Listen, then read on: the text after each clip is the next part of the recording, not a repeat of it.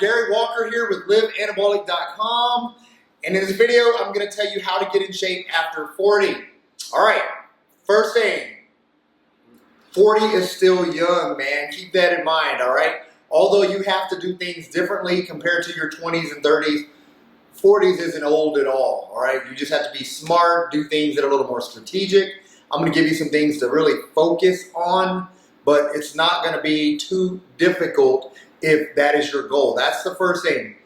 Mindset has to be in the right place. It's something you have to want to do, and then I'm going to tell you how to do it. I've got guys in their 60s and 70s still building muscle and getting leaner. So you're in your 40s, age is not an excuse at all. So keep that in mind, you can still do it. First thing I want you to focus on is a new nutrition strategy, okay? So you want to focus on two things. Two things I'm going to recommend. You can do one or the other, but if you combine both, you're going to get tremendous benefits. It's going to help speed up the process. Carb cycling. Carb cycling is the nutrition protocol I utilize with 99% of my programs, okay? So carb cycling, and if you combine that with intermittent fasting, then the results are twofold. So you're going to just speed the process up. Both of those help with insulin sensitivity, which is huge, especially for older guys. All right, they both help optimize hormone levels, decrease cortisol levels. So there's tremendous benefits when you utilize the two strategies together. Basically, carb cycling, there's different ways, different forms of carb cycling. The one I'm going to recommend for you to start with is on the days you're using, or on the days you're strength training, all right? Because that's one of the other things we're going to get to in a minute. You have to strength train, all right? But on the days you're strength training, you want to add complex carbs. Complex carbs to those days only. If you have an off day from strength training, then your carb choices should come strictly from fibrous carbs. Broccoli, asparagus, cauliflower, green leafy veggies, your cruciferous vegetables, all right? That's where all your carbs should come from. But if you're going through your strength training day, then you want fuel to fuel the intense workouts. So you want good complex carbs. So that's where the carb cycling comes from. You're going to have carbs, just not every day. And let me rephrase that. You're going to have carbs every day, but you're not going to have complex carbs every day, okay? Because you do want your veggies every day. You want the micronutrients, the vitamins and minerals, antioxidants, all the wonderful things that you're going to get from those veggies. So you want to make sure you're adding those every day. But on workout days, rice, if you have a good strength training day ahead of you, then you want to make sure you're getting rice, potatoes, quinoa, all right, your veggies, fruits. You still want to get some of those good complex carbs to help fuel those workouts. Also help with the recovery after the workout. So you're going to get tremendous benefits when you do carb cycling. So that's why I'm recommending carb cycling and intermittent fasting. If you can get 3 or 4 meals a day in a smaller window, then that's going to benefit you as well. So if everyone's got different schedules, work schedules, daily schedules, whatever it is, but you want to go pretty much 14 to 16 hours is what I usually recommend of no eating. You can have liquids and stuff, but no actual food. And then the duration of that time, then you want to get your 3 or 4 meals in. So a smaller feeding window and a larger fasting window, and you will get tremendous benefits when you do that. Again, hormone benefits are one of the #1 benefits you really want to be focusing on when you're older, because naturally hormone levels have declined already. They've been declining for the past 10 years if you're 40 years old, all right? You've already got a slower metabolism, less testosterone going through your body. So you've got a lot of things working against you initially. The good thing about that though is if you're just now getting started, you've got a lot of improvements that can be made by minor adjustments. So just by starting a carb cycling program, an intermittent fasting program, and just by eliminating crap foods, the processed foods, the sugars, you're going to make a dramatic difference initially. So that's going to be key for you, all right? It's going to help with your motivation. When you see progress early, it helps fuel your desire to want to continue the process. So that's really key, all right? Next thing is your strength training. I'm going to touch on strength training again. You know you have to strength train because I mentioned it as part of carbohydrates, why you need fuel. Well, strength training should be revolved around compound lifts. Your squats, your deadlifts, chin-ups, pull-ups, barbell rows, all of those things, bench presses, dips. Those are all really good lifts that are going to help you increase your hormone profile, help you boost your metabolism. So those lifts are going to help you burn fat and build muscle. So that's one of the key benefits to doing those types of lifts. All right, but you don't have to do them all the time. You don't want to do them every day. Especially starting out, I recommend 3 to 4 days a week. 3 to 4 days of resistance training, strength training is going to go a long ways to helping you build muscle and burn fat, elevate your hormone levels, all the wonderful benefits that you're looking for just by adding the 3 to 4 strength training workouts a week. All right, so you kind of know what you're needing to do, but also when people first start with a program, one of the first things I know is, man, they are gung-ho, they're all in, they're ready to just work. They want to 100% nutrition, 100% exercise program, because here's the thing, when I've written people programs before based on a realistic expectation, because that's the one thing I want you to really think about. When I say how many days a week can you work out realistically, I know you want to work out 5 days a week because you want to get quicker results, but you need to be realistic, especially if you're not working out now. So if you're not working out now, let's focus on 3 days a week. If you can realistically do 4 days a week, then let's go with 4 days a week. But that's the key word there, is you have to be realistic with your expectations. And again, initially, you're all motivated, you're all in, you want to do everything, but you actually have to start gradual. You can't 100% nutrition, 100% cardio, 100% strength training, because you're going to burn out. It's going to lead to overtraining, which leads to burnout, overstimulation of your central nervous system. There's too many detrimental things that can happen when you try to do too much too fast. All right. Same reason people that decide to lose weight and they cut their calories to 1,000 and they start off with 1,000 calories. Yeah, you're going to lose weight initially, but guess what? You're setting yourself up for failure. Your body's going to go into starvation mode. It's going to initially drop weight, but guess what? A lot of the weight is lean muscle tissue, which is what you actually need to hold on to. But people don't care initially. They just want to see scale weight drop. So they go to these extreme caloric deficits and they're setting themselves up for metabolic damage. So your metabolism is actually going to be damaged to where you're going to get to a point to where you're eating 1,000 calories and you're still not burning anything. All right? Because your body's shut down. Your metabolism's shut down. So we don't want to get you damaged, so you want to start off at a higher caloric content. You want to start off in a calorie deficit. Here's the thing. If you need 2,800 calories a day just to maintain your current body weight, typically what I like to do is keep you at 2,800 calories a day, but clean your nutrition up, all right?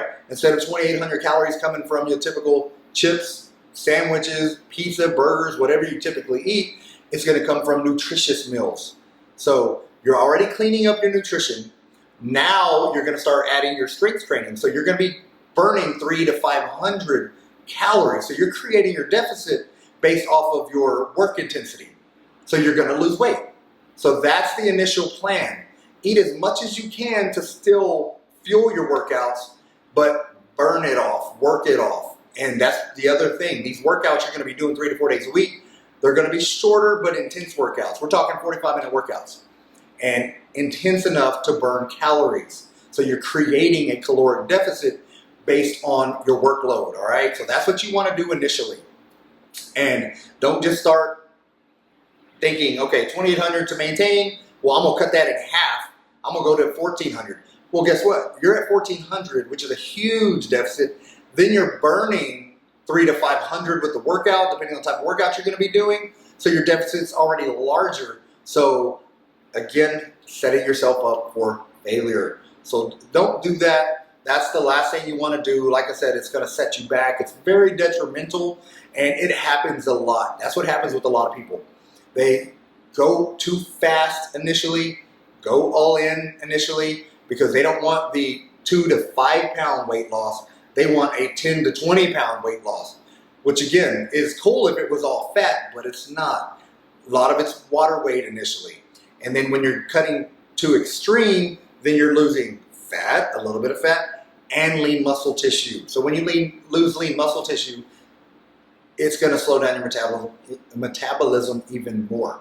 So hold on to your muscle, feed it, and start with a smaller deficit. So I know I kind of went back to the first tip.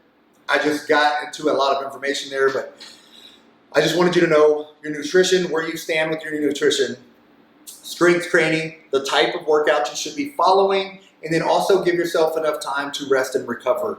That's the other thing. I touched on it briefly with the overtraining, overstimulating your central nervous system.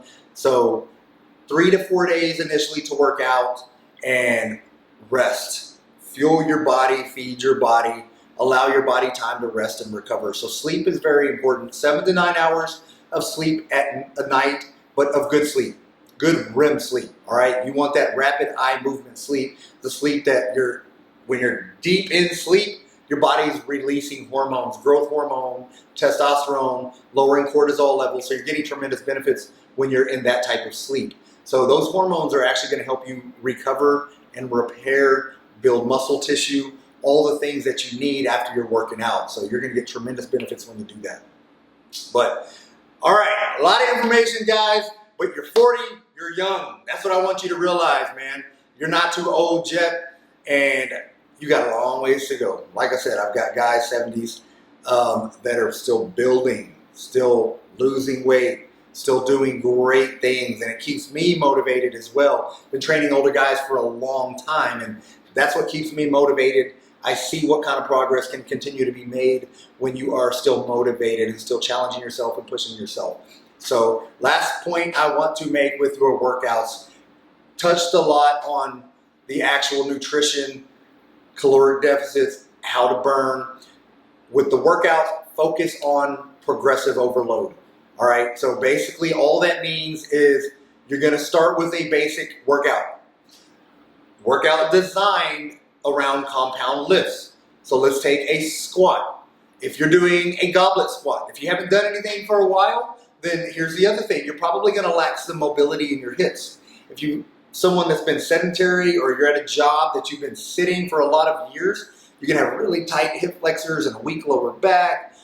Your shoulders are all jacked up, your upper back is jacked up, your posture needs to be corrected and worked on. So when you're like that and you're starting an exercise program, then you're gonna notice when you're trying to do squats, it's a little stiff down in your hips, all right? When you're trying to do bench press or overhead press, your shoulders may lack some mobility. They may be too stiff. So another thing to focus on is some mobility work. So just make sure you're loosening up those shoulders, loosening up those hips. And when you're doing a squat, because that's one of the #1 compound lifts I want you to focus on, is adding a squat. It doesn't have to be a barbell squat where you've got the bar behind your back. Try a front squat. If you can't do a front squat, try a goblet squat where you're holding a dumbbell or a kettlebell. I love those, especially for guys just getting started back. The cool thing about a goblet squat is when you're sinking down into your squat, you can actually start opening up your hips slightly. All right, progress with mobility. For instance, if you're first time squatting, you've got a goblet squat and you can go a quarter of a rep it out, go a quarter of a rep. Progress from there. Try to go a little bit deeper the next time, a little bit deeper the next time. Eventually your legs will be parallel to the ground.